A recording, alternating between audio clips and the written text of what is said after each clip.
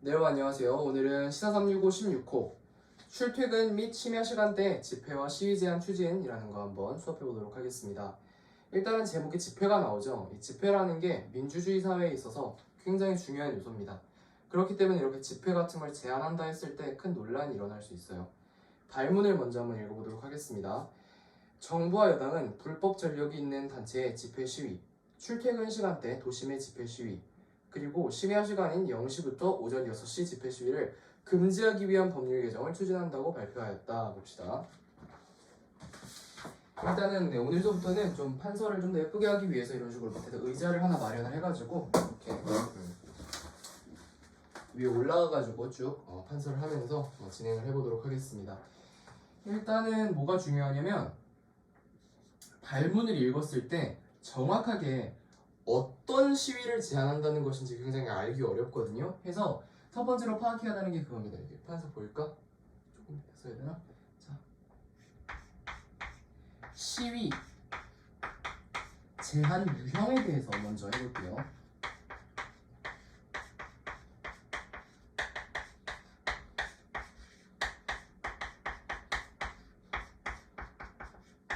정부가 도대체 어떤 시위를 제한하겠다는 건지 알아야 되겠죠. 그래서 첫 번째, 두 번째, 세 번째가 있습니다. 첫 번째가 뭐냐면 불법 전력이 있는 단체예요.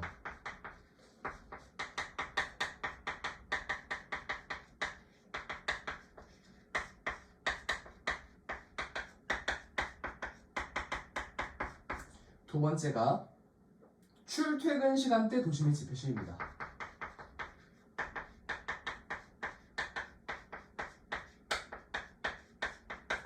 세 번째가 심야 시간.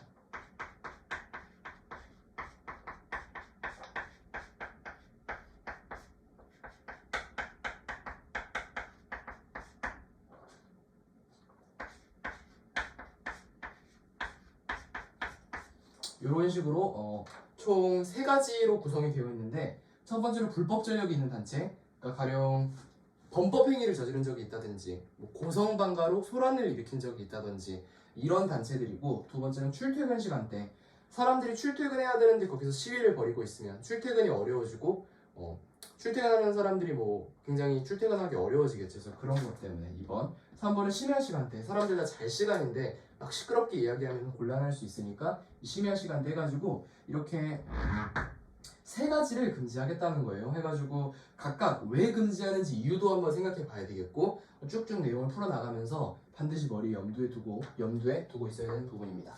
해가지고 이렇게 세 가지로 정리해 볼게요. 자, 이것을 읽어보면 이를 찬성하는 입장과 반대하는 입장이 팽팽하게 맞서고 있는데 두 입장이 어떻게 다른지 정리해 봅시다 라고 했습니다. 그러니까 이 글이 굉장히 제가 좋은 글이라고 생각하는 이유가 이거예요. 왜냐하면 이 글에는 찬성 입장 그리고 나서 반대 입장이 굉장히 명확하게 정리되어 있어요. 이런 글들이 문제 내기가 굉장히 좋습니다. 왜 문제 내기가 좋냐면 이런 식으로 낼 수 있기 때문에 그래요. A, B 한 다음에 선지를 이렇게 만드는 거예요. 1번 A는 이런 것에는 동의하고 이런 것은 동의하지 않을 것이다. B는 이런 것에는 동의하고 이런 것은 동의하지 않을 것이다. 요새 이런 게 트렌드거든요. 각각의 사상가, 사람들의 입장에서 생각해보고 그 입장에서 찬성할 만한 근거와 찬성하지 않을 만한 것들, 이런 것들을 구분하는 게 요새 수능의 트렌드이기 때문에 이런 식으로 독서시험에 출제될 가능성이 굉장히 높아요. 다시 한번 이야기하지만 찬성 입장과 반대 입장을 구분해서 알아야 되고, 찬성 입장에서 주장할 만한 내용, 반대 입장에서 주장할 만한 내용, 또 찬성 입장에서 동의할 만한 내용, 반대 입장에서 동의할 만한 내용들을 잘 챙겨봐야 됩니다. 이런 것들이 이번 시험에서 변별력을 가르는 주요 포인트가 될 가능성이 있습니다. 이어서 넘어가 볼게요. 자, 배경일 한번 읽어보겠습니다. 배경일. 불법 전력단체 집회 시위 막는다. 지금 배경에서 대놓고 제목을 얘기했죠. 1번에 대한 설명을 할 거다라는 이야기입니다. 그죠? 1번에 있는 설명이 배경에 써있는 내용이에요. 그래서 불법 전력단체.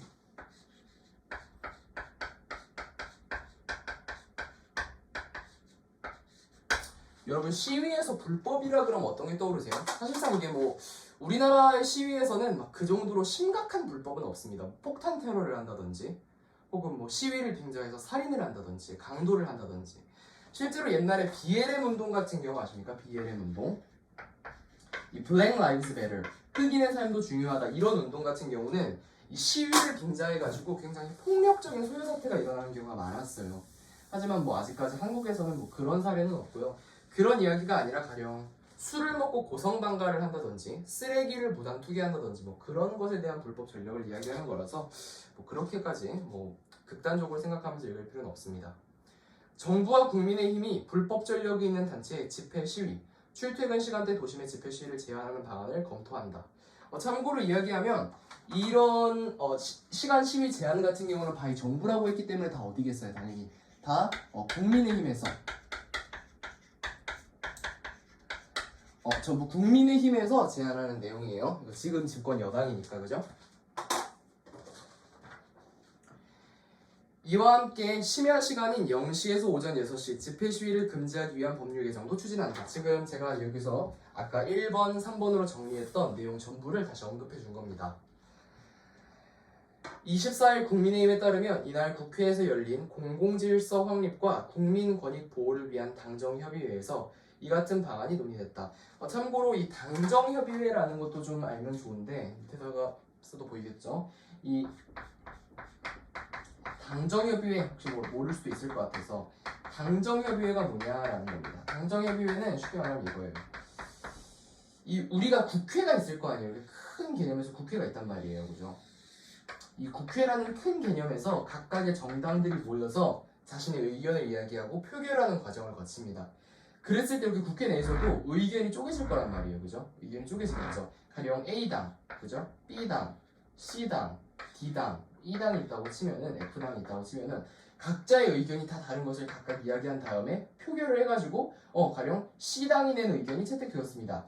이런 식으로 법률안이 의결이 되는 거란 말이에요. 그러려면 이 D당에 있는 사람들의 의견이 통일돼 있어야 되겠죠. 왜냐면 하나의 의견을 내야지 본인 당이 주장하는 의견이 이렇게 선정될 가능성이 높을 거 아니에요. 그렇기 때문에 우리는 어떤 의견을 낼 거야 라고 협의하는 곳이 바로 어디다? 당정협의회입니다. 그래서 당정협의회의 개념을 좀 짚어봤으면 좋겠고, 이 같은 방안이 논의됐다. 이는 윤석열 대통령이 전날 국무회의에서 공공질서를 무너뜨리는 집회는 국민들이 용납하기 어렵다며 과잉 불법 시위에 대한 엄단을 주문한 데에 따른 후속 조치다.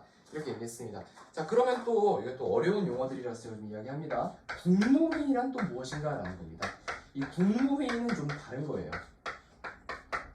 자, 원칙적으로 지금 국민의힘이랑 윤석열이랑 당연히 관계가 있겠죠. 거기 출신 대통령이고 여당이니까. 하지만 엄연히 대한민국에는 뭐가 있다? 삼권 분립이 있습니다. 삼권 분립이 있기 때문에 자, 지금 입법, 행정, 사법, 이렇게 세 가지로 분리가 돼 있죠. 입법부가 뭐죠? 국회입니다. 행정부가 어디죠? 정부입니다. 사법부가 어디죠? 법원이죠. 그래서 이 입법부에 해당하는 게 당정협의회예요. 그러니까 당정협의회에서 협의를 해가지고 국회로 올려보내서 법률안을 의결하는 건 입법부에서 해당하는 일이고, 입법부에서 처리하는 일이고, 국무회의 같은 경우는 행정부에 들어갑니다. 그러니까 행정부 수반이 대통령이잖아요. 대통령이 장관이라든지 뭐 비서실장 혹은 뭐 총리 이런 사람들을 불러 모아놓고서는 회의를 진행하는 거예요. 그걸 국무회의라고 합니다. 그래서 당정협의회랑은 살짝 성격이 달라요. 이런 것도 좀 알아뒀으면 좋겠고, 어쨌든 간에 후속 조치다라는 표현을 썼습니다. 이 후속 조치라는 표현이 좀 중요한 이유가 뭐냐면 여기서 후속 조치라는 말을 굳이 한 이유가 있어요. 아무래도 대통령의 입김을 받는다는 거죠. 그래서 국무회의에서 대통령이 이제 공공질서 무너뜨리는 집회 국민들이 용납하기 어려워. 시위에 대한 과잉 불법 시위 엄단을 주문했어요. 그러면 국무회의에서 논의한 내용이 다음날 여당의 당정협의회에 영향을 미치고 이게 최종적으로 국회까지 넘어가는 이런 과정을 지금 다루고 있는 겁니다. 자, 앞서 민주노총 건설노조는 16에서 17일 서울 광화문 일대에서 1박 2일 노숙 집회를 강행해 불법, 편법 논란을 샀다라는 겁니다. 그래서 지금 민주노총의 건설노조가 나와 있는데 지금 좀 사례로 하나 언급된 게 바로 뭐냐면 민주노총의 건설노조예요. 좀 위에다 쓸까요? 그래서 이제 민주노총의 건설노조가 나왔습니다. 이게 대표적으로 뭘 했다는 거예요? 이게 노숙 집회를 했다는 거죠. 해가지고 이게 불법이다 혹은 편법이다에 대한 논란을 사고 있다. 이것도 좀 뒤에 계속 나와서 굳이 언급을 하면 꽤 중요한 부분이라 여러분 이 불법과 편법의 차이는 뭘까요?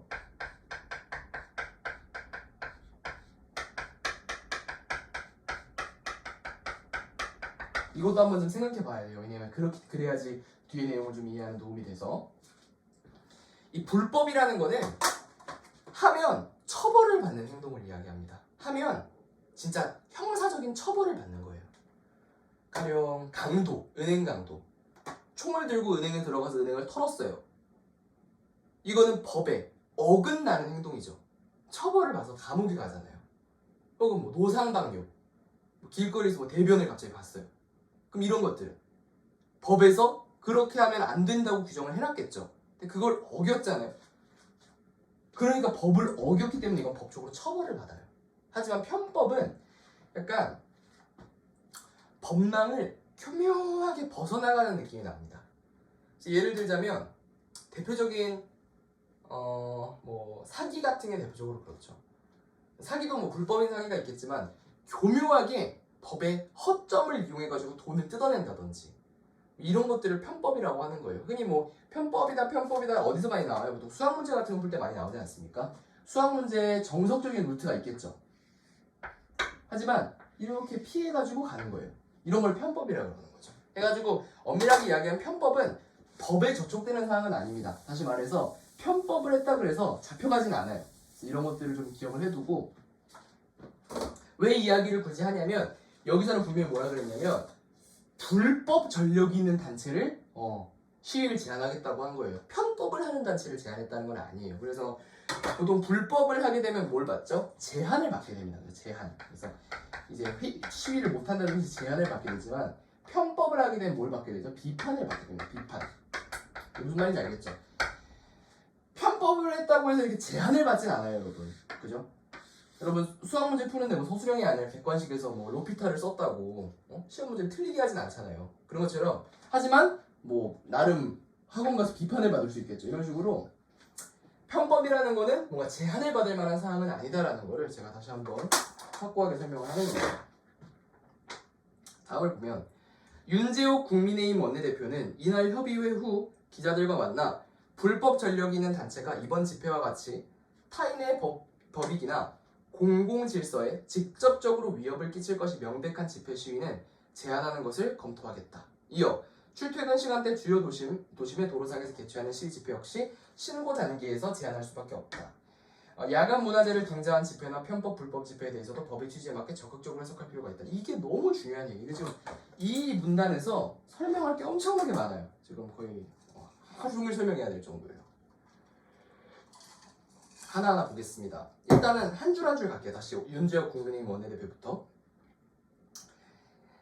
일단은 법익, 공공질서에 집단적으로 위협을 끼칠 것이 명백한 시의 집회. 이게 뭐냐면 바로 자유와 이게 바로 나의 자유와 타인의 자유가 충돌하는 현장입니다. 그러니까 여기서 써보면 여기 보지 마세요. 이제 여기 보세요. 나의 자유라는 게 있거든요. 나의 자유.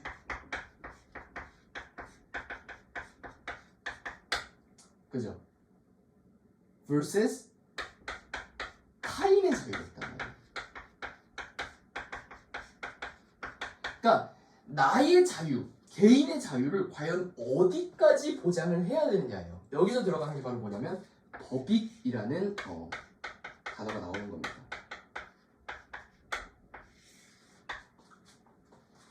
무슨 말이냐면 사람한테 자유가 있어요. 나한테는 내 의견을 말할 자유가 있습니다. 실제로 내 의견을 말할 수 있단 말이에요. 내가 예를 들어서 특정 법안에 있어서 반대한다. 그러면 나 반대합니다. 이렇게 얘기할 자유가 있어요. 그건 분명히 있습니다. 하지만 핵심은 뭐예요?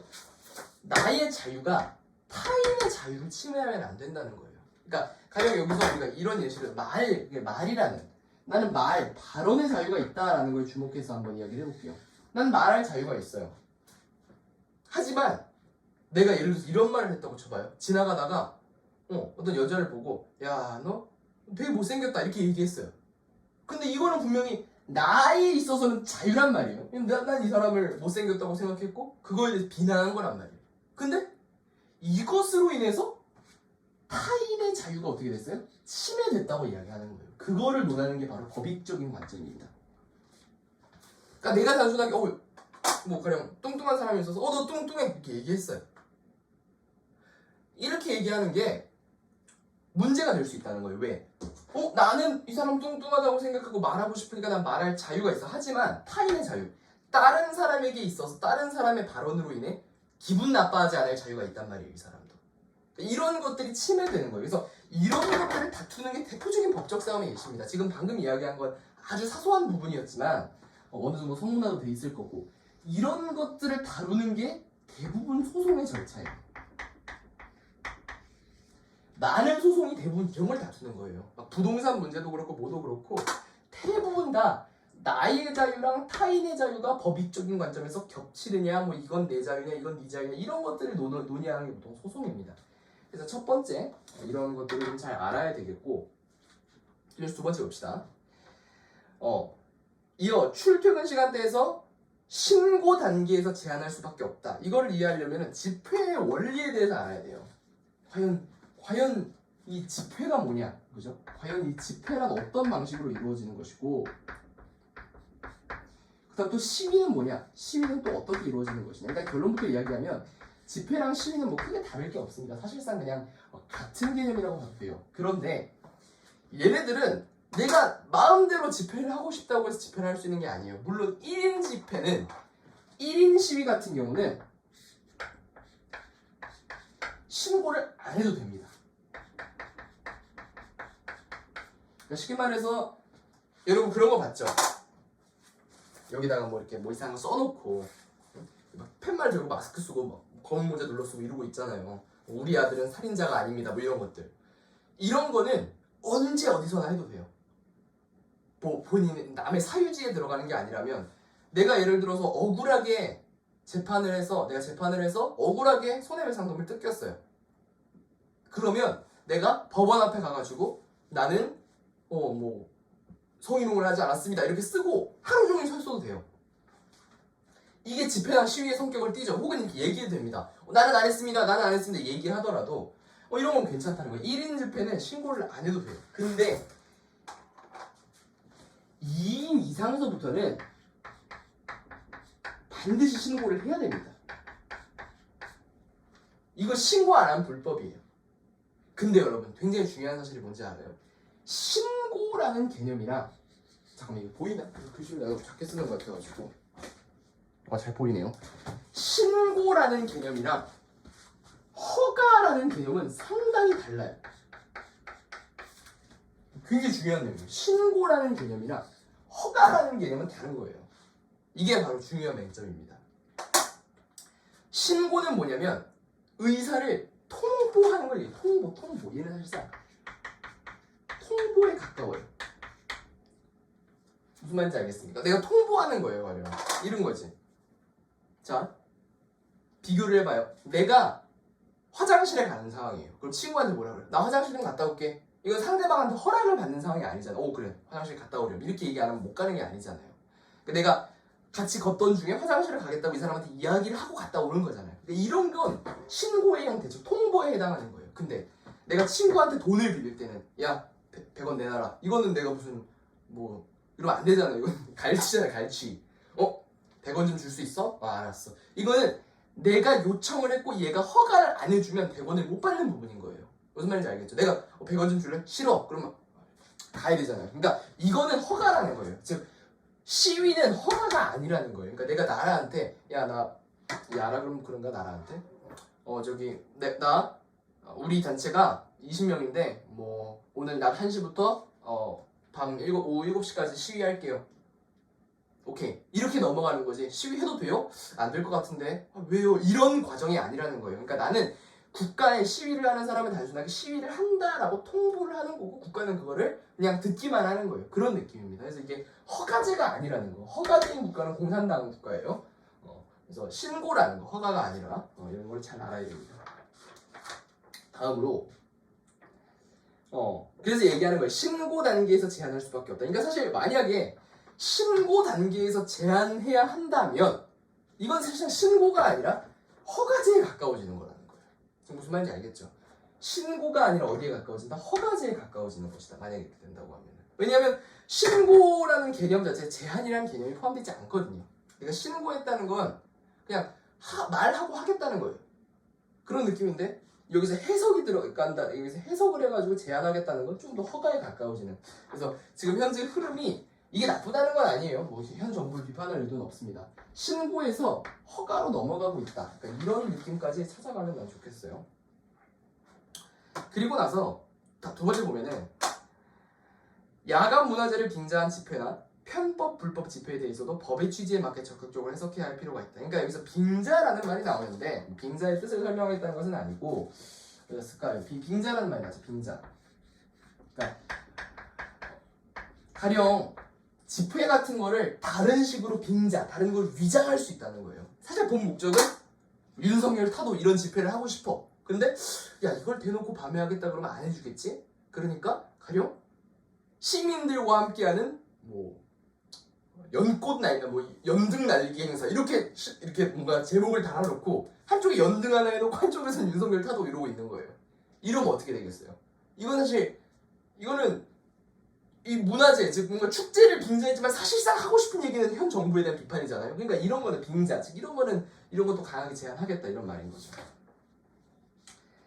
다음으로 보면 법의 취지에 맞게 적극적으로 해석해야 된다. 그래서 이게 되게 중요한 얘기예요. 또 자꾸 중요하다고 해서 미안한데 이 법의 취지에 맞는 해석이다. 굉장히 중요합니다.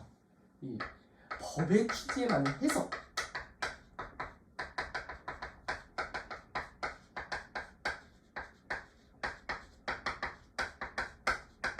해석이 중요해요. 해석. 우리는 법관이 하는 일이 뭔 것 같아요? 판사가 하는 일이 해석하는 일이에요. 판사가 하는 일은 뭐다? 해석이다.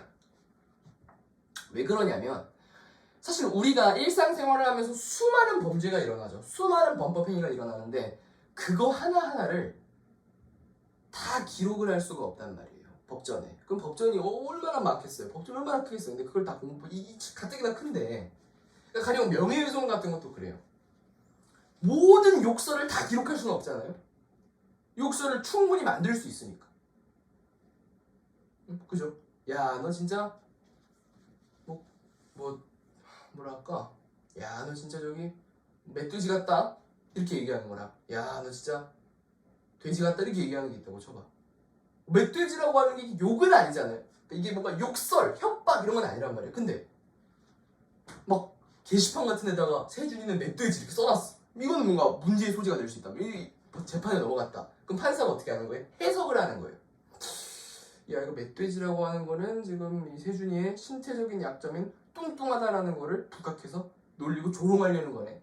즉 이거는 명예훼손에 해당하겠네. 이런 식으로 법관이 해석을 한단 말이에요. 이거 마찬가지라는 거예요. 법의 취지에 맞는 해석. 그러니까 시위 내용을 보고 법관, 여기서 법관이 하진 않을 수도 있겠지만 경찰이든 누구든 이걸 해석하겠다는 거예요. 법의 취지에 맞게. 근데 해석을 하면 어떻게 되겠어요? 본인의 주관이 거기에 반영되겠죠.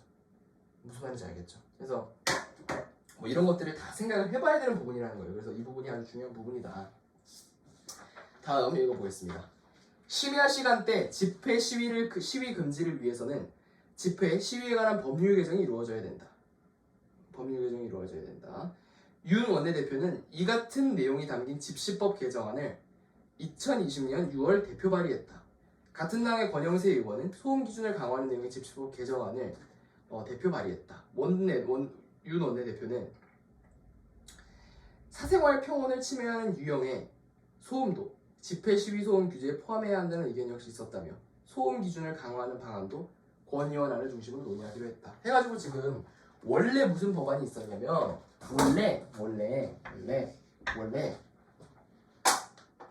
원래 집시법이라는 법이 있었어요. 이 얘기도 뒤에 할 건데 이 집시법을 어떻게 하겠다는 거예요? 계속해서 지금 집시법을 개정하겠다는 거예요. 개정, 그렇죠? 개정하겠다. 그러니까 이렇게 해가지고 최종적으로 추구하는 바가 뭐겠어요? 여기서 이야기한 것처럼 심야 시간대 금지라든지 그래서 지금 1, 2, 3번을 반영해가지고 내용을 개정하겠다라는 내용이 나온 겁니다. 해가지고 이게 법률안 개정에 대한 이야기를 다루고 있다는 거. 매우 간단합니다. 다음 봅시다. 그러나 국회 다수당인 더불어민주당은 이러한 법 개정 추진에 대해 집회 및 시위의 자유를 보장한 헌법 정신에 어긋난다며 반대하고 있어 난항이 예상된다. 이게 아주 중요한 부분이에요. 아, 이거 굉장히 중요한 부분이지. 왜 굳이 그냥 더불어민주당이라고 하면 되거든요. 근데 왜 굳이 여기다가 다수라는 말을 왜 집어넣었을까? 다수당이라는 거. 그 다음에 다수당 다음에 난항이 예상된다. 이건 왜 얘기했을까? 되게 중요한 내용이에요. 지금 좀 이따 278에다가 찬성 반대 내용을 요약을 할 거거든요. 근데 봐봐. 이 삼각형이 물론 그러려고 그린 삼각형은 아니지만 이 삼각형이 국회라고 해볼게요. 삼각형이 국회예요. 자, 절반을 딱 그어봐. 이 법률안 개정할 때 법률안 개정 같은 경우는 50% 넘으면 개정되는 거예요. 응? 파인애플 피자를 금지하자. 300명 중에 151명 오케이 통과. 파인애플 피자를 못 먹어. 이렇게 개정이 되는 건데 지금 이런 식으로 1, 2, 3번에 있어서 시위를 제한하자고 주장하는 건 어디 쪽입니까? 국민의힘 쪽이죠. 근데 국민의힘의 필연적인 반대에는 누가 서 있겠어? 더불어민주당이 서 있단 말이에요.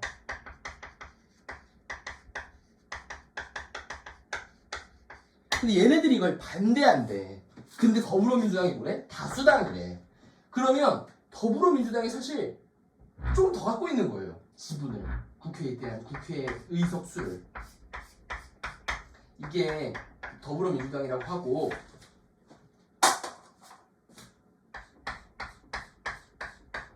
이게 국민의힘이라고 해봐요. 얘네들이 지금 시위를 이렇게 개정을 하자고 개정안을 지금 발의를 했잖아요. 발의가 뭐야? 발의. 냈다는 거예요. 의견을. 발의가 됐다 그래서 이게 법이 되는 게 아니에요. 발의는 누구나 할 수 있어요. 국회의원. 어떤 국회의원이 파인애플 피자를 금지하자 이렇게 발의할 수 있단 말이에요. 근데 그게 통과가 안 되겠죠. 그러니까 이게 발의는 누구나 할 수 있다. 그러니까 발의했는데 굳이 난항이 예상된다라고 이야기한 건 뭐냐면 지금 얘네들은 다 반대야. 근데 얘네들은 다 지금 찬성이야. 그럼 얘네들이 수가 더 많잖아. 그럼 통과가 안 되겠죠. 2분의 1이 안 되니까. 그래서 이렇기 때문에 난항이 예상된다고 얘기하는 거예요. 그래서 다수당 이런 이야기는 굳이 하는 이유가 더불어민주당이 더 많은데 얘는 반대고 얘는 찬성, 반대가 되겠지. 그래서 통과가 안 되겠지. 이런 얘기를 하는 겁니다. 오케이. 이재명 민주당 대표는 이날 국회에서 열린 최고위원 회의에서 정권의 실정에 대한 풍자를 탄압한 것도 모자라 이제는 집회의 자유마저 박탈하겠다는 의도를 노골적으로 드러내고 있다며 반대 입장을 밝혔다라고 했습니다. 그래서 얘기하지만 계속해서 국민의힘은 찬성이고 더불어민주당은 어떻다? 이 반대 입장을 드러내고 있는 거죠. 그래서 계속해서 이 문제는 어떤 식으로 내용이 항상 흘러가냐면 제가 여기다 찬성 반대 입장을 다 정리하겠지만 항상 이런 식으로 정리가 돼요. 그러니까 이런 주제 이슈는 진짜 잘 이해가 되게 하려면 이런 말을 여기 써도 되는지 모르겠는데 이거는 어디 가서 얘기하지 말고 그냥 나는 그냥 이해를 쉽게 해야 되니까 이해를 해야 되니까 얘기하는 거예요. 결과적으로 이게 공산당에 가까워지느냐 아니면은 민주에 가까워지느냐 이거 차이예요. 민주 쪽에 가까워지느냐.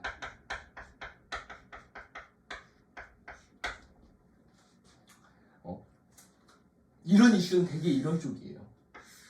이런 이해가 되게 빨라. 우리나라가 북한에 가까워질까? 이 정책을 폈을 때 우리나라가 북한에 가까워지니 미국에 가까워지니 이 생각을 하면 되게 쉽게 이해할 수 있어요. 이 이슈를.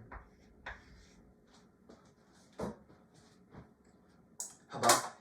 자유를 탄압하는 쪽은 어느 쪽이에요? 북한 공산당 쪽이에요. 오케이? 그러니까 실제 뭐 우리나라 공산당이라는 얘기가 아니라 이해를 쉽게 하기 위해서 그냥 얘기하는 거예요.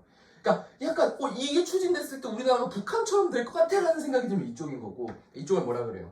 하여튼 이쪽이라 그래요. 이쪽 이렇게 했을 때 좀 더 우리나라의 사람들의 자유가 보장될 것 같아. 자유로운 국가가 될 것 같아. 그럼 민주주의에서 미국이랑 가까워진다고 보면 돼요.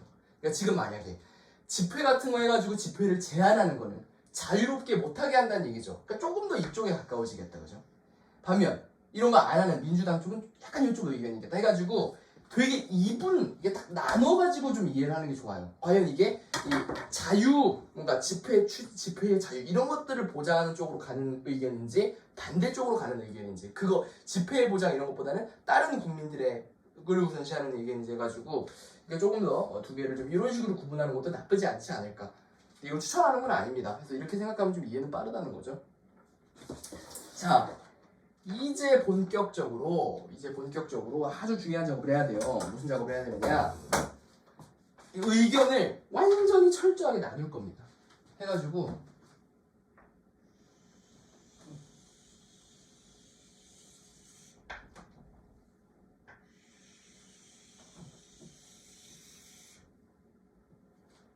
여기 보이나? 잠깐만요. 칠판의 끝이 어딘지를 모르겠어. 이 화면에 안 들어오면 안 되기 때문에 찬성 의견,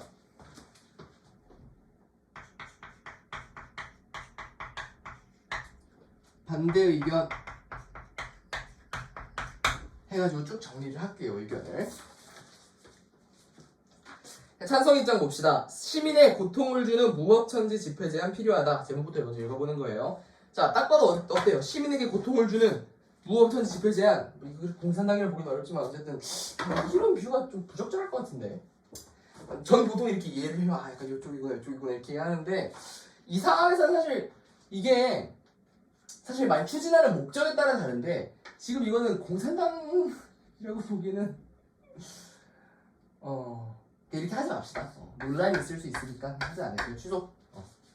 그러니까 이런 입장은 어느 때 좀 더 유리하냐면 정치를 볼 때 이게 조금 더 사람의 자유를 보장하는 방향으로 가는지 아닌지를 보면 이렇게 좀 하면 되게 쉽게 이해가 되거든요. 경제학 같은 거 이해할 때도 좀 자유방임주의 쪽으로 가는지 좀 수정자본주의 쪽으로 가는지 뭐 이런 흐름을 이해할 때 쓰는 방법인데, 개인적인 팁인데 여기서는 별로 적합하지 않은 것 같아요. 왜냐면 제목이 뭐야? 시민에게 고통을 주는 무법천지 집회 제한이잖아요. 그러니까 이거는 집회를 제한하는 목적 자체가 뭔가 국가에 있어서 이런 안보 이런 것보다는 다른 시민들에 대한 이런 약간 좀 다른 시민들에 대한 배려 이런 차원이니까 뭐 이런 비유는 좀 적절하지 않은 것 같습니다. 그래서 좀 취소하고, 반대 입장 보면 헌법상 권리를 후퇴시키나. 그러니까 이건 사실 이 부분은 좀 이거에 가깝긴 해요. 헌법상 권리잖아 집회가. 그러니까 반대한다는 거죠. 보겠습니다. 그러니까 사실 이게 명제가 그거예요. 시위 제한이에요. 시위 제한.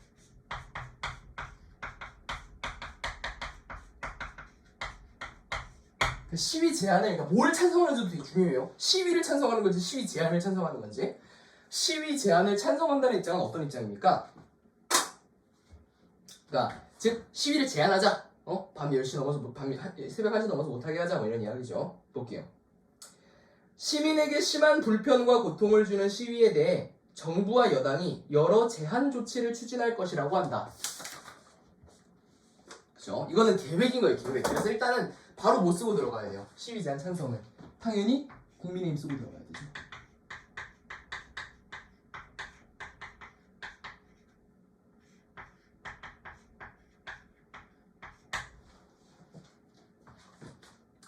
당정은 24일 야간 시간대 집회 금지와 관련한 입법을 서두르고 경찰에 책임을 묻는 관행 개선을 논의했다. 자, 이거 굉장히 중요한 내용인데 입법을 굉장히 서두르고 있고 경찰에게 책임을 묻는 관행이라는 거예요.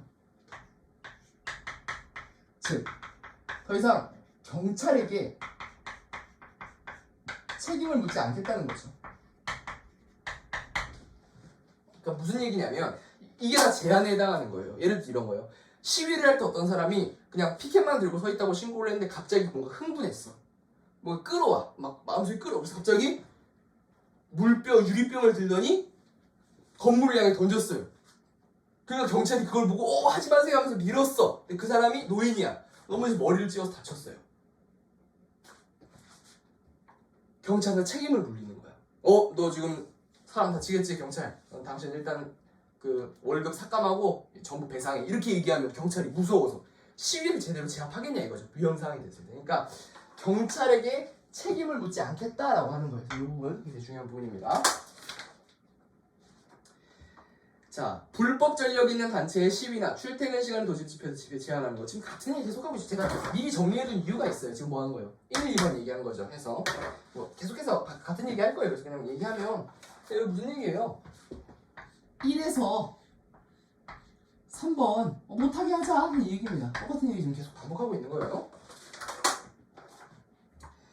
정당한 요구를 하는 평화로운 시위와 집회는 절대적으로 보장받아야 할 권리다. 그러니까 되게 중요한 얘기인데 얘네들이 시위를 제한하겠다 그래서 야 우리나라는 마음대로 할 거야. 우린 독재 국가야. 시위하지 마. 이게 아니에요. 그러니까 정당한 시위, 즉 건강한 시위는 즉 굉장히 헬시한 시위가 있을 수 있단 말이에요. 이런 시위는 당연하다는 거예요. 당연.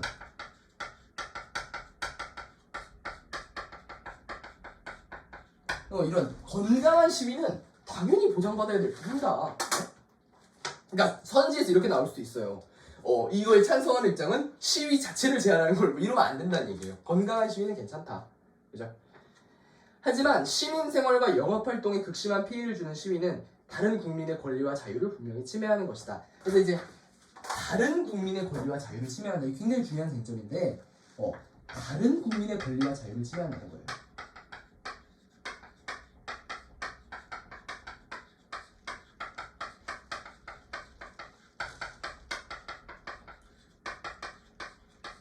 제가 아까 설명했던 부분이죠. 다른 주민의 타인의 자유를 침해한다. 법익적인 관점에서 타인의 자유를 뭔가 침해하는 그런 법안이라는 거예요. 법안이 아니라 그런 행동이라는 거예요. 이를 헤아려 법과 제도를 정비하는 것은 당연한 일이다. 그러니까 이런 것을 통해서 뭘 주장하는 거냐면 당위성을 주장하는 겁니다. 야, 다른 사람의 다른 사람을 권리를 침해하는데 당연히 개정해야지. 당위성을 이야기합니다. 이렇게 이야기하는 게 되게 뭔가 상대방을 납득시키는 데 유리해요. 왜냐면 이건 그냥 일종의 굉장히 독서에서 많이 쓰는 방법 중에 하나인데 그냥 이거는 내 의견입니다. 들어주세요. 이렇게 이야기하는 것보다 자, 이렇잖아요. 그럼 이렇게 하는 게 당연하지 않습니까? 이렇게 얘기하면 당연하네. 이렇게 상대방을 납득시킬 수 있어요. 그래서 이런 식의 화법을 많이 씁니다. 야, 다른 국민의 권리와 자유를 침해하는 시위인데 당연히 제한해야 되는 거 아닙니까? 하면서 당위성을 어필하고 있는 거예요.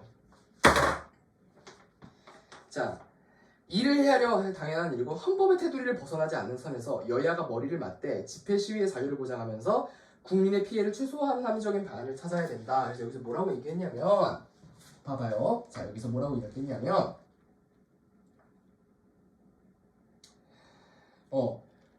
헌법의 테두리를 먼저 벗어나면 안 된다는 얘기는 명시했어요. 이건 당연한 겁니다. 헌법이 상위법이에요.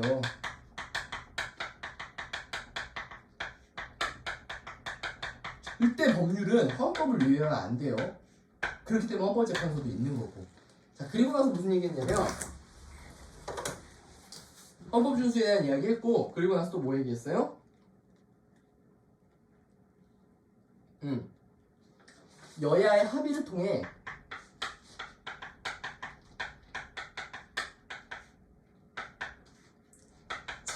집회의 자유는 최대한 보장하면서 다른 국민들이 받는 피해는 최소화하자는 내용의 얘기를 한 겁니다. 자, 여기서 이 다른 국민들이 받는 피해를 최소화하는 거에 뭐가 포함되어 있겠어요? 시위를 제한한다는 내용이 포함되어 있겠죠. 그래서 여기서 뭘 찾아야 되다? 우리는 그냥 막 이걸 무작정 주장하는 게 아니라 뭘 찾아야 된다? 여기서 바로 합리성을 찾아내야 된다. 합리적이게 처리하자는 거예요. 그냥 꽉 막힌 사람처럼 무조건 반대 이렇게 밀고 가지도 말고 무조건 찬성 밀고 가지도 말고 합리적인 방안을 찾자라고 이야기하는 겁니다. 후진적 시위 문화로 시민들이 불편을 호소하는 일은 이미 일상이 됐다 하면서 여기서 뭐라고 얘기했냐면 후진적 시위라고 해서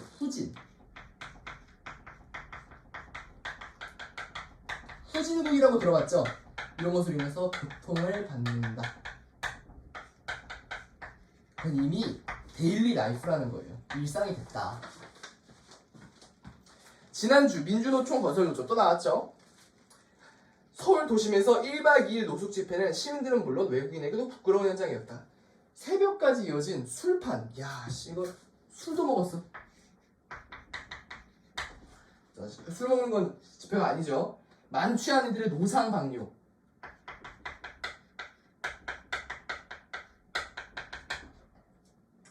쓰레기 무단 투기. 이런 것들이 뭐라고 하는 게 있겠어? 불법인 거죠, 이게 전부. 불법이잖아요, 이런 것들은. 그래가지고 또 1번이랑 연결이 된다. 서울 광화문 일대 주요 차로가 시위대에게 점거돼 퇴근 시간까지 극심한 혼잡. 이건 또 어디랑 연결? 2번이랑 연결. 해가지고 계속해서 지금 뭘 얘기했냐면 민주노총 시위를 언급하면서 시위를 사례로 들면서 1번과 2번과 2번에 대한 근거를 이야기한 거예요. 자, 지난해 CJ 대한통운 본사를 60일간 점거해 불법 농성을 벌였던 민노총 택배노조도 이와 다르지 않았다. 화물연대 노조는 시너통까지 들고 하이트 진로 본사에 들어가 회사 일대를 아수라장. 이건 다 불법이죠?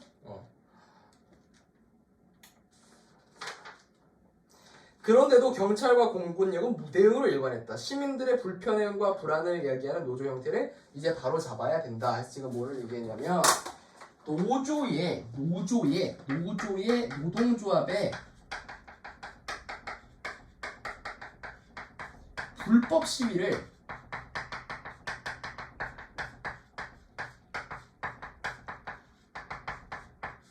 사례로 들어서 설명을 하고 있는 모습입니다.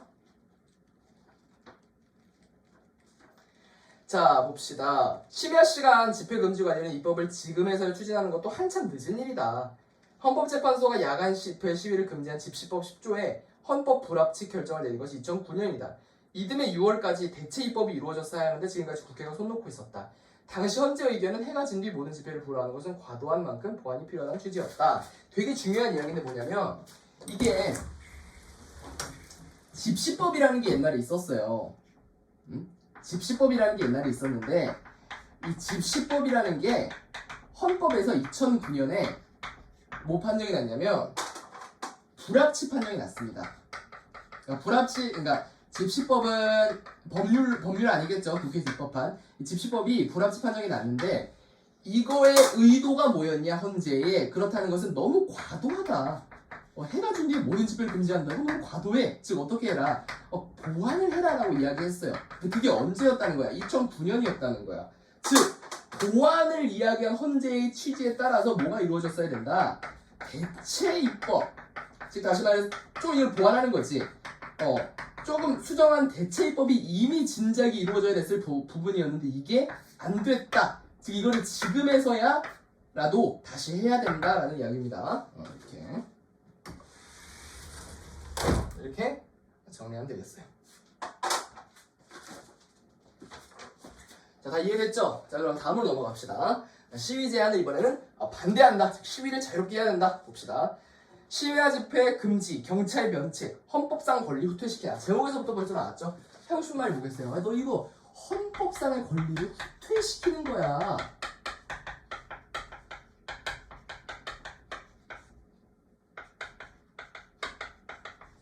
근데 헌법상의 권리라 그러면 뭐랑 연결이 되냐면 물론 시위에 참여할 권리겠죠. 근데 이건 또 기본권이랑도 연결됩니다. 뭔가 자유권 이런 걸 침해할 소지가 있다라는 이야기까지 아마 덧붙일 거라고 예상을 할 수가 있어요. 한번 봅시다.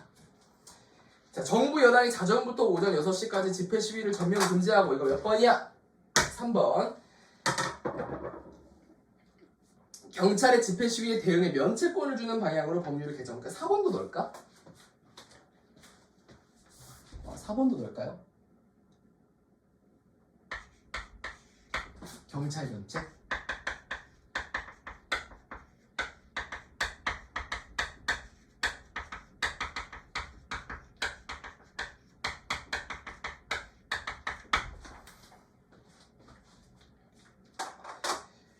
헌법이 시민에게 광범위하게 보장한 집회 시위의 자유를 멋대로 축소하려고 한다. 즉 집회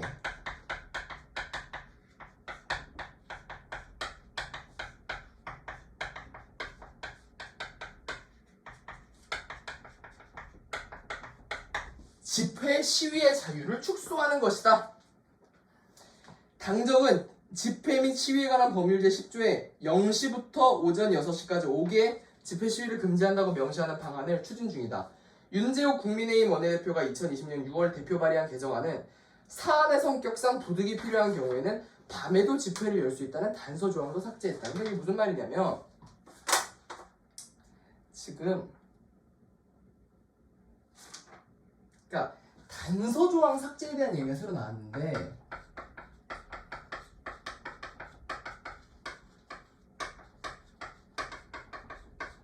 이거는 뭐냐면 예외 없이라는 거예요. 그러니까 이게 무슨 말이냐면 옛날에 있었던 집시법에는 뭐가 있었다. 부득이한 경우에는 뭔가 법적으로 판단했을 때 야 이건 이 시간에 안 열면 안 된다라고 했을 때는 열어도 된다라는 단서 조항이 있었어요.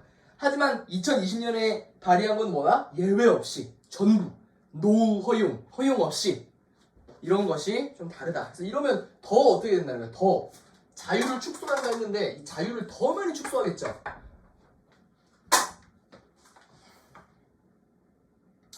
헌법 21조 1항은 모든 국민은 언론 출판의 자유와 집회 결사의 자유를 가진다고 규정한다.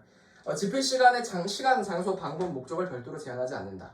헌법재판소는 2003년부터 수차례에 걸쳐 집회의 자유에 집회의 시간, 장소, 방법, 목적을 스스로 결정할 권리. 그래서 집회 결사의 자유에 대한 언급은 다시 한번 했으면 좋겠어요. 그죠? 그래서 집회 시위 자유는 뭐 결사의 자유에서 똑같다고 하면 하나만 더 얘기하면 뭐냐면 헌법에 이거 한 번 얘기한 것도 아니고 수차례 얘기했대요. 헌법재판소가 뭐라 그랬냐면 집회의 시간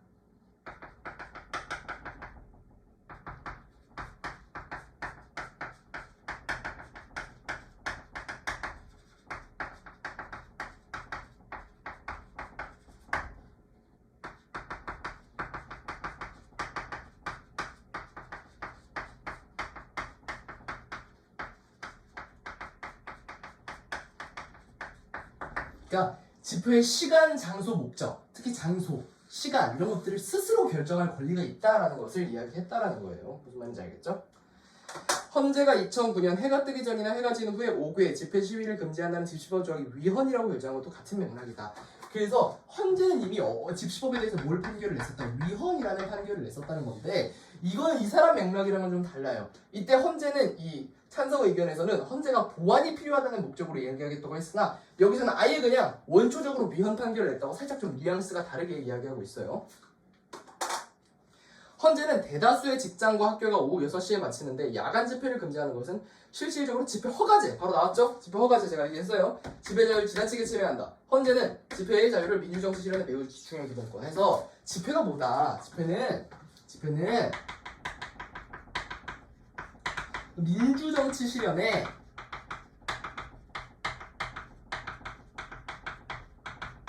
중요한 요소다. 다라고 이야기를 했단 거예요. 민주정치 실현에 굉장히 중요한 요소 있고 또한 저게 위헌인 이유는 등교라든지 그죠? 등교, 출퇴근 이런 것들이 다 보통 6시 이후에 끝나는데 야간 집회를 이걸 금지하면은 아예 그냥 이 허가제로 가자는 거 아니냐라는 이야기까지 지금 나오고 있는 실정이라는 거예요. 정부 여당이 추진해 나가는 야간 집회 전면 금지는 헌재 결정의 취지와 배치된다. 그러니까 이게 뭐예요? 헌재 결정의 취지와 배치된다. 그죠? 즉 헌재 결정을 따라야 한다는 거죠. 헌재에서 이미 안 된다고 했는데 집시법이고 위헌이라고. 근데 왜 너네 계속 우겨? 되게 화내는 거죠. 박한희 변호사는 어떤 시간에 집회를 할지는 집회를 통해 전달하고자 하는 목적과 맞닿아 있다. 너무 중요한 얘기죠.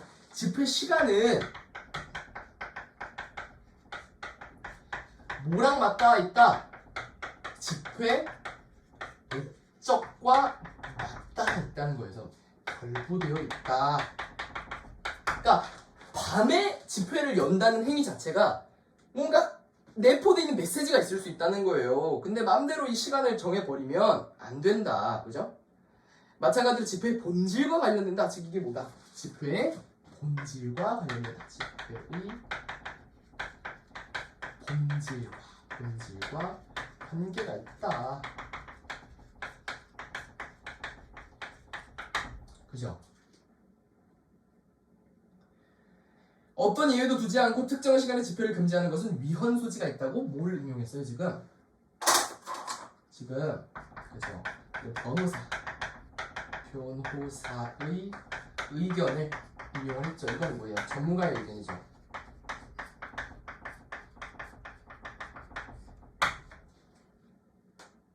현행 집시법에서는 집시법에는 공공질서를 해하는 집회를 제한하는 방안이 이미 규정되어 있다. 근데 이게 사실 근데 여러분 헷갈릴 수 있는 게 집시법이 뭔지 알아요? 지금 모르고 듣는 사람 있었을 것 같은데 집시법이 무슨 뜻인지 알아요? 집시법? 이거 무슨 저기 혼자 돌아다니는 사람 집시 같다 그런 집시 아니에요. 집회 시위법이에요. 분명히 알죠? 집회 시위와 관련된 법을 집시법이라 그러는 거예요. 이거 무슨 동방의 집시 그런 거 아니에요. 쿠르드족 그런 거 아니에요. 혹시 모를까봐.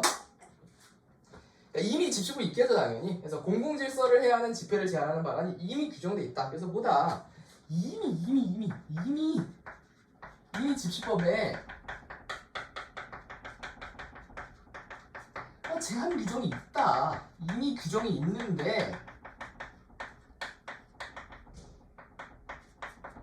뭐하러 더 만드냐, 그죠? 써놨죠? 명백한 집회 시위 금지, 모든 옥회 집회 48시간 전 신고, 질서 유지 선정, 심각한 소음 발생자 확산위 사용 제한, 또한 경찰은 못 가겠다. 심지어 해산 명령까지 내릴 수 있다. 해산 명령은 누가 내린다? 경찰이 내린다. 한마디로 무슨 뜻이에요? 야, 문제되면 경찰이 해산 명령 내리면 되잖아. 뭔 상관이야, 그죠? 이미 현행 법만으로도 어떻다? 해결이 충분히 가능한 부분이라는 거예요. 굳이 뭐하러? 이런 말이죠. 굳이 자유를 제한하는데 헌재가 2024년 자정 이후의 집회는 입법을 통해 제한할 수 있다는 취지의 판단을 한 적이 있긴 하다. 그래서 물론 그런 취지의 판단을 한 적이 있어요. 자정 이후는 평온이 강하게 요구되는 시간, 일률적으로 금지해서 안 된다. 하지만 헌재는 이미 또 어땠다? 자정 이후에 하면 안 될 수도 있어. 하지만 어떻다? 일률적으로 금지해서는 안 된다. 근데 지금 이건 어떻대? 예외 없이 이거에 반하는 내용인 거죠.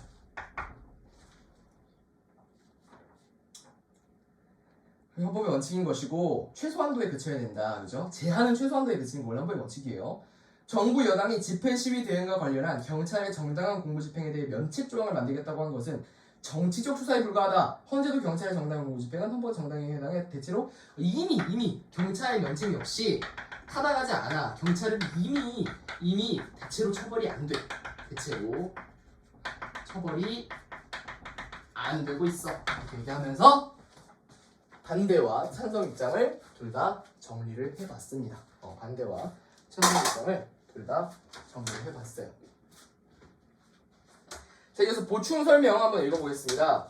정부가 불법 집회라도 규정한 것에 대한 쟁점 정리. 라고겠죠. 라도라고 잘못 쓴 거겠죠.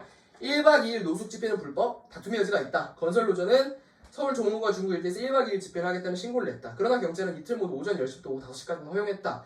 노조는 경찰이 금지한 16일 오후 16시 이태원 참사 참여 등을 명목상으로 집회를 이어갔다. 그러니까 이게 뭐예요? 편법이란 편법. 그러니까 이태원 참사 추모예요. 이거 집회 아닌데 하면 편법을 이용해서 이 편법으로 집회를 이어갔다라고 하는 거죠. 지금 이야기하는 것이고, 관혼상제 관련 집회 시위는 제한 대상이 아니다라는 집회 시위에 관한 법률 집시법 15조를 근거로 우회로를 뚫은 셈이다. 그죠? 관혼상제 관련 이런 거 같은 경우는 아니다라는 걸 이용했다. 한 변호사는 집회 제한을 피하기 위한 편법으로 볼 수 있지만 그렇기 때문에 불법으로 단정하기 어렵다. 제가 아까 설명했죠? 얼마나 내가 중요한 거 설명했겠어. 불법이랑 편법은 다르다는 거예요. 이거 반드시 여기서 얘기했죠? 자, 우회한 건 맞지만 불법으로 단정하기는 어렵다. 법원의 판단. 그래서 제가 아까 법 해석에 대한 얘기도 했잖아. 어디서 알았어? 내가 법 해석. 그치? 해석. 그러니까 편법일 경우에는 어떻게 해야 되나? 해석을 해야 된다는 거예요. 왜냐면 이게 애매하기 때문에 그렇죠. 애매하기. 그죠? 그럼 다음 2번 야간 집회 금지 법률상 가능. 자정까지 야간 집회 시위를 금지하는 건 위헌이에요. 금지하는 건. 앞서 헌법재판소는 2009년 일모로부터 일주일 전까지 5개 야간 집회를 금지한 집회법 10조의 헌법 불합치 판정을 내렸다. 2014년 해가 지는 저전까지 집회 시위를 처벌하는 것은 위헌이다. 다만 영시위에 대해서는 결정된 내용이 없다. 해가 진 이후, 그래서 또 이게 또 해냐 영시냐에 따라 지금 좀 논란이 있다는 거예요. 진짜 애매하다. 해가 진 후냐 영시냐 이거 두고도 지금 논란이 있다는 거죠. 입법기관은 국회의 몫으로 남겨둔 것이다. 그러니까 국회에서 입법해야 되겠죠? 당정은 0시에서 오전 6시까지 야간 집회 시위를 금지하는 입법을 추진 중이다. 하지만 침해행위 최소성 원칙을 강조한 헌재의 결정 취지에 역행한다. 그러니까 0시에 대한 의견은 낸 적이 없어요. 물론 해가 진 후에 집회 다 금지 이거는 안 된다는 거야. 하지만 0시 이후에 어떻게 할지에 대해서는 굳이 얘기하지 않았다는 겁니다. 그죠? 그렇기 때문에 0시 같은 경우는 아직까지 물음표인데 이거 같은 경우는 국회의 결정에 맡기겠다. 하지만 국회의 결정도 뭘 침해해서는 안 된다? 이런 제한하는 걸 최소화한다는 원칙을 배제하면 안 된다는 거죠. 그래서 여기 시간을 특정해 집회 시위를 제한하면 신고제가 사실상 허가지 또 얘기해 또 하나 얼마나 중요한 얘기겠어. 비판도 있다. 경찰 시위 대응 면책 부여. 이거 아까 얘기했던 부분인데 당정은 경찰관에게 집회 시위 대응 과정에서 발생한 문제에 형사상 면책을 부여하는 안도 추진하고 있다. 그러나 지난해 2월 경찰 직무 집행 시행법에 경찰관의 형사책임 강경 면책 조항이 신설될 때 이미 국민의 기본권을 어떻게 한다는 거예요? 이미 국민의 기본권을 침해할 수 있다. 그죠? 당시 살인, 폭행, 강간, 가정폭력 등의 범죄 상황에서 경찰관이 타인의 깊은 피해가 중과 실에 당하지 않으면 형을 강경하거나 면제할 수 있도록 법이 개정됐는데 법무부는 경찰관 직무 수행은 최소화할 필요가 있다며 반대 의견을 냈다. 형법상 정당위로 행위로 충분히 면책 가능하다. 이 얘기했잖아요. 아까 경찰은 이미 대체로 처벌 안 받는다. 이미 방안이 다 있다. 굳이 면책 조항 추가할 필요 없다. 또 경찰은 공권력을 직접 행사하는 시대인 만큼 면책 권한 부여 시 과잉 대응 우려 당연하지. 쓸데가 더 이상 없네. 과잉 대응 이런 것들은 당연히 고려해야 될 부분이다. 라고 하면서 사실상 이 보충 설명 부분에서는 쟁점을 많이 가지고 있습니다. 팩트 위주 쟁점 해가지고 이렇게 한 판에다가 싹 정리를 해봤습니다. 어떻습니까? 사실 진짜 이 질문이 좀 어려워요. 왜냐면 약간 살짝씩 어려운데 이런 것들만 잘 봐도 여러분 이 내용만 잘 완벽하게 숙지를 해도 문제없다. 문제없다. 그래서 오늘은 정말 좀 재밌게 강의를 해봤는데 어느덧 1시간이 넘게 훌쩍 지나버렸죠. 오늘은 여기까지 하겠습니다. 오늘은 여기까지 하고 다음 시간에 또 17호가 또 재밌는 얘기일 것 같아요. 17호 한번 같이 이야기해보고 이런 식으로 매일 뭐 한두 편씩 올리는 걸 목표로 하고 있으니까요. 많은 관심 가져주시고 이상 마무리하도록 하겠습니다. 감사합니다.